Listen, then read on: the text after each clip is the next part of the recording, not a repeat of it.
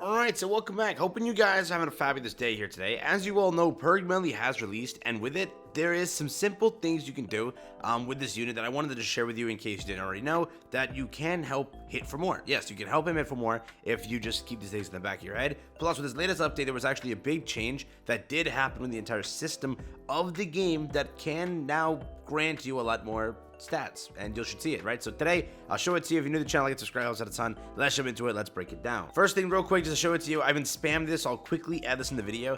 I've already shared the gear like 3 times in one video specifically, and I said it verbally like 2 of my videos, but people are still asking me for it, right? So again, I'm running attack crit. That's PvE oriented. If you want to run in PvP, right, geared, you go HP defense. Why? You go first. He already has that entire point of Estarossa to where he does enough damage regardless. When he reaches that point, he will nuke. That's all it is. That HP defense will keep him alive till he can get to that point where he can nuke. That's the whole point of him. That's how he works. The substats are basic. I don't think Pierce is better. I think the basic substats are basic. So again, attack crit, that's all you gotta do. Go and go and get that done. Again, remember that this unit specifically is just, as every unit is, PvE, you might want to be using him, and that is where you have to have a UR gear set attack crit. You have one maybe on Trillion Meliodas, so if you want to go in just second UR gear set a HP defense and then run in PvP, you perfectly can. But again, to make sure you hit for high damage, HP defense will still help. Attack crit also will still help. Both are good, just keep that in mind. Also, just another quick thing, remember that you do have already one universal costume, which is just the defense piece, being this one right here,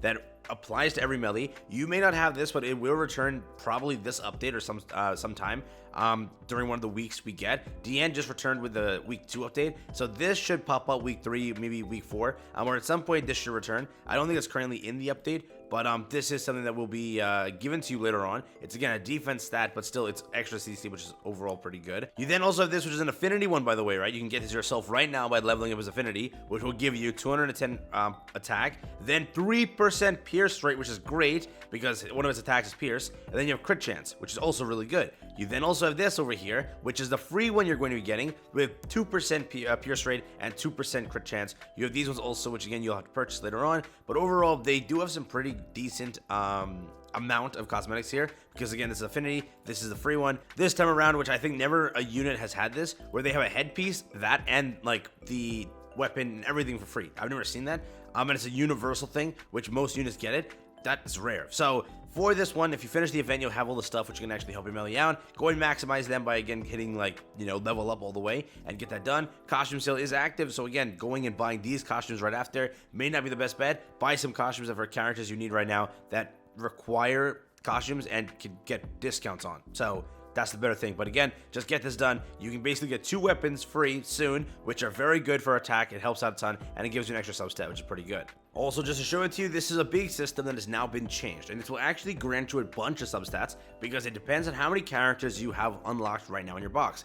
They have changed the GB points acquired for a character from 20 to 30, okay? So that means you are going to be granted a random amount of GB points depending on how many characters you own in the game, 10 points per character. So go and check right now your little like GB point area and go and spend these GB points before you jump into PvP. Also go and acquire the buffs from the account combat class stuff, because they also added a bunch new buffs here, which will grant you defense, attack over here in the bigger ones, which I don't think you've reached, but you will again get guaranteed defense and HP, okay? So those are extra stats that will help you, and there's a bunch of GB points that will be granted to you, and you will be getting throughout this entire event, okay? So in the future, just keep this in mind, that these banners, specifically this one right here, where it had so many limited units, these units are great for GB points because it will give you a substat. You might not think so, but after a while, and after you fill up some of those constellations, you will start reaching insane numbers of CC because of how much you got granted. So again, this update specifically, you might be falling behind because you didn't already go and upgrade some things or spend the current GB points that have been given to you. There is a lot, and trust me now, on one of my accounts, or on my account, basically, I got 2,000. I think Jazzy got more because he has a few more units than me, but I got 2,200 or something like that, maybe 300, but I got a lot. So going and spending that, I was able to clear one of the constellations and progress super heavily on the next one, which is really good. That's a lot of CC gain. Overall, I think it was like 2,000 CC I gained, maybe a little less, but I gain a lot, all right? And then the extra substats and all of that is very, very useful. So again, for example here, basically, I think Jazzy was able to like finish almost a lot of the Sloth one from what he got in his current like distribution of the points. So again, there are so many units in this banner which he haven't leveled up yet, and some of the units which he hasn't gotten their ult up for. So there's a lot that he can do that can actually increase GP points. And again, when you do it, you get additional attack, additional defense, additional HP. All of this is here, which is good. And when you complete the entire constellation, and for other constellations it's the same way, 250, 300, and 4,000 additional HP, which is a freaking lot. So go ahead, take care of this. This will help you out. I'm just putting it out there because this newest update had a big update with this specifically, and there's a new system to reroll for stats, which that I'll explain later on. But that is something also that you have to take into consideration because people are doing it. If you're not doing it, you're missing out on additional stats that they have, and their melee is nuking yours because you don't have that stuff. Just keep that in mind. It is a side point, but yeah. Now back to melee specifically, so off of everything else, back to melee specifically, alright? To use this unit properly, keep it in mind, you have to understand his passive, okay? His passive, in just super simple terms, works like this. You get attacked 3 times, you go in nuke, because that attack is now buffed by 50%, you're going to kill. You attack 3 times, your 4th attack will nuke.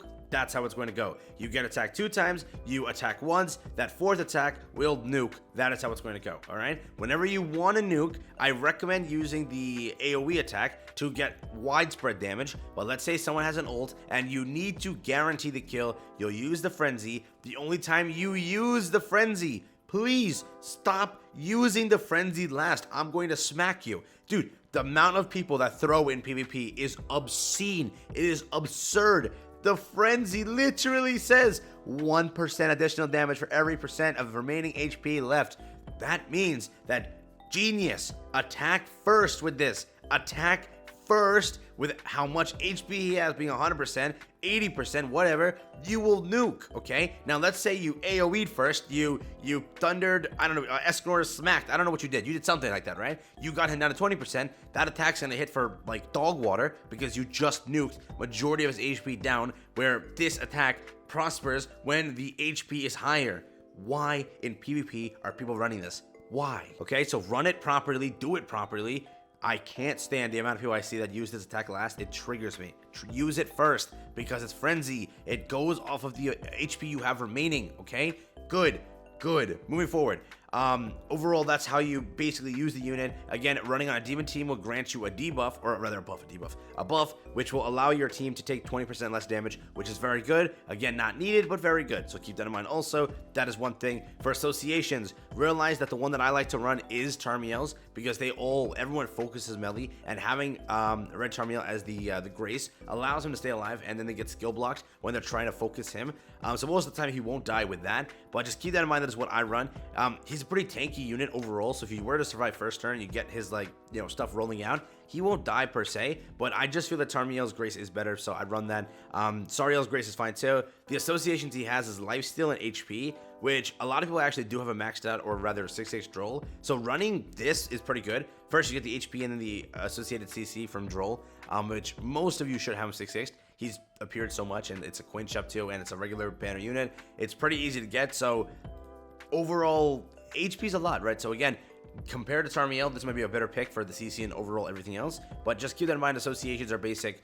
That is what you can use. But on team building side of things, Ragnarok Bond, if you're running a full Fez team or some other sort of team, he will just buff attack related stats and all of that, and then decrease all the enemies' pierce rate, crit damage, and crit chance. So keep that in mind. You also have this. If you're running demon team, you need Chandler also because he buffs pierce rate. And guess what you're doing? You are using a pierce rate attack right here with Slash, which is again scaling off the pierce rate of the hero. So keep that in mind that you will be doing more damage because of this unit. You will also be doing more damage because of Zeldris. Basically, he's similar to the Bond, but he's for demon team. In PvP, for every demon race ally, basically, on the battlefield, increase those allies' attack-related stats by 4% and decrease all enemies' attack by 6%. Super simple. Buff over here, which is very good, and he's a very good unit, and he also is the only unit on, I think, demon team, basically, that's good, that has an infect. So again, you will be able to remove the ability to recover HP and all that. Again, melee can get debuffed, keep that in mind, because he'll constantly go into true magic,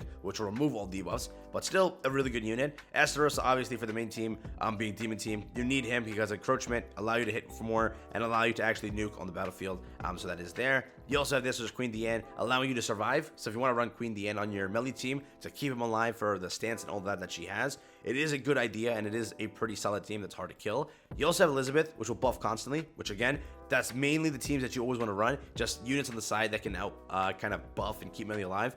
Plus, the CC for Liz, Escanor, and Melly itself are just super high. So these teams are pretty good. DN also, again, because the CC is pretty high. Keeping you to go first is helpful. But again, in this meta, it's actually weird because you can win going second very easily because Melly, you know, thrives off that in a way too.